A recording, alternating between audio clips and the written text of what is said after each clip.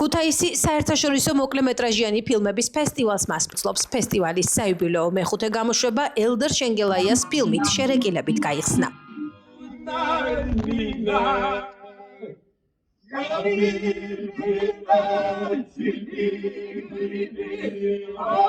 ფესტივალის გახსნაზე სოლიდარობა გამოუცხადეს აქციებზე დაკავებულ მოქალაქეებს და წაიკითხეს საპატიმროდან მსახიობ ანდრო ჭიჭინაძის მიერ გამოგზავნილი მიმართვა, რომელიც ფესტივალზე ერთ-ერთ რჩეულ სცენარს დაასახელებს. ძალიან დიდი მადლობა მინდა გადაგიხადოთ ამ შესაძლებლობისთვის.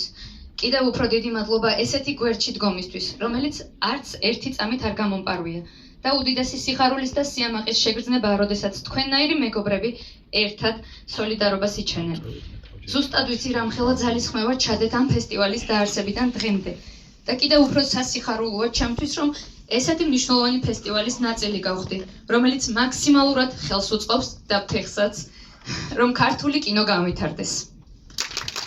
წელს ფესტივალის ქვეყანა ფოკუსში იტალიაა. მის ფარგლებშიც გაიმართება სხვადასხვა იტალიელი ავტორების ფილმების ჩვენებები. პირველ რიგში გვიხარია, რომ ისევ ქუთაისში ვარ, თუმცა თუ გავითვალისწინებთ იმას, როგორი დამძიმებული არის ერთი წლის მანძილზე სიტუაცია ზოგადად ქვეყანაში, ძალიან დიდხანს ვფიქრობდით ჩაგვეტარებინა თუ არა ფესტივალი, შევძლებდით თუ არა აი ამ ფონის გათვალისწინებით, მაგრამ მაინც გადავწყვიტეთ, რომ სადღაც თავისუფალი კინემატოგრაფისტების სიტყვა, რომლებიც უკვე 2 წელია გაფიცულები არიან, უნდა ისმოდეს. და გადავწყვიტეთ, რომ ეს იყოს ქუთაისის საერთაშორისო მოკლემეტრაჟიანი ფილმების ფესტივალი, სადაც გელოდებათ ბევრი პრემიერა, ბევრი საინტერესო ფილმი. წელს არის ფოკუს ქვეყანა იტალია, ძალიან საინტერესო იტალიური ფილმები, ძველი, თანამედროვე.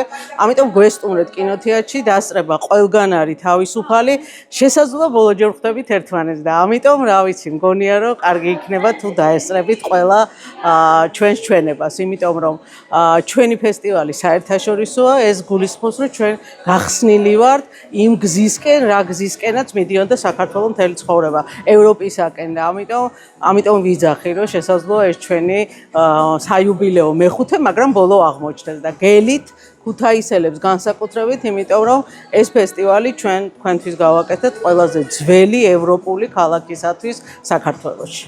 ფესტივალის 2025 წლის საკონკურსო პროგრამის ჟიურის თავმჯდომარეა რეჟისორი ნანა ჯანელიძე. ჟიური ერთობლივად შეაფასებს საკონკურსო ფილმებს და გასცემს ოქროს დინოზავრებს 3 კატეგორიაში: საუკეთესო რეჟისორი, საუკეთესო ოპერატორი და საუკეთესო ფილმი.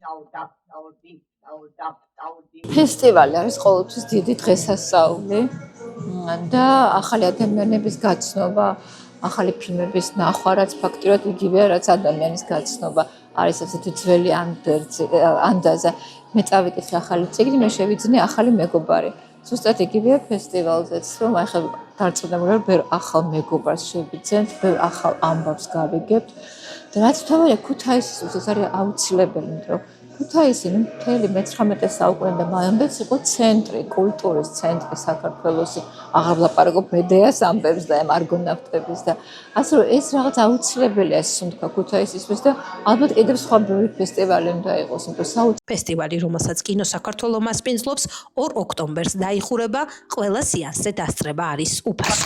მიხარია რომ ჩვენი გვერდი ხართ და თავისუფლება რეჟიმის ყველს და დატოვეთ თქვენი ნაკვალევი ქუთაისის საერთაშორისო მოკლემეტრაჟიანი ფილმების ფესტივალზე. მადლობა.